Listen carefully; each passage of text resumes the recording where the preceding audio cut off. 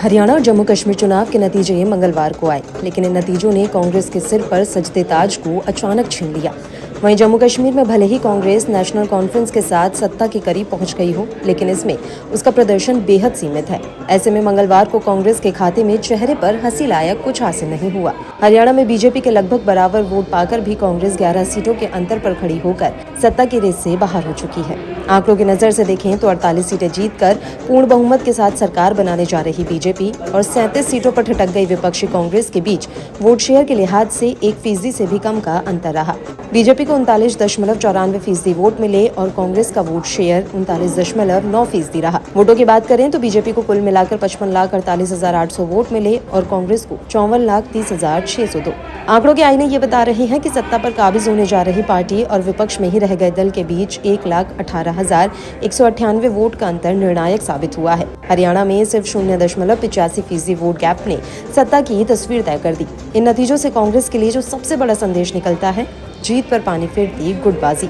हरियाणा में आपसी नतीजों और गुटबाजी ने कांग्रेस की जीती हुई बाजी को पलट कर रख दिया। सीएम पद को लेकर भूपेंद्र सिंह हुड्डा, कुमारी शैलजा और रणदीप सुरजेवाला की आपसी होड़ और बयानबाजी एक बार फिर पार्टी के लिए भारी पड़ी।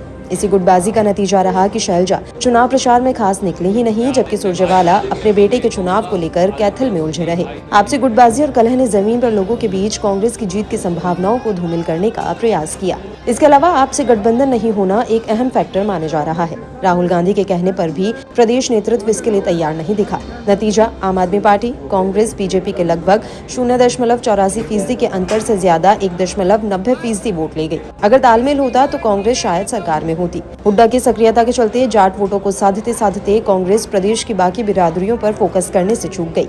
यही चीज कांग्रेस के लिए भारी पड़ी। सूबे की 19 सीटें ऐसी रही जहां जीत हार का अंतर 5,000 से कम वोट का रहा, जिनमें 3 सीटों डबवाली, लोहारू और उचाना कला में तो 1,000 से भी कम अंतर से फैसला हुआ। क्लोज कंटेस्ट वाली इन 19 सीटों में से 7 सीटों पर कांग्रेस, 10 सीटों पर बीजेपी और 2 सीटों पर चौटाला परिवार की इंडियन नेशनल लोकदल के उम्मीदवारों को जीत मिली। हरियाणा चुनाव में फाइट कितनी टाइट थी, इसका अंदाजा इसी बात से लगाया जा सकता है कि केवल 5 सीटें ही ऐसी रहीं जहां जीत हार का अंतर 50,000 से ज्यादा रहा। बादशाहपुर, फिरोजपुर झिरका, गढ़ी सांपला किलोई, गुड़गांव और पानीपत ग्रामीण विधानसभा सीट पर जीत हार का अंतर 50,000 से अधिक रहा।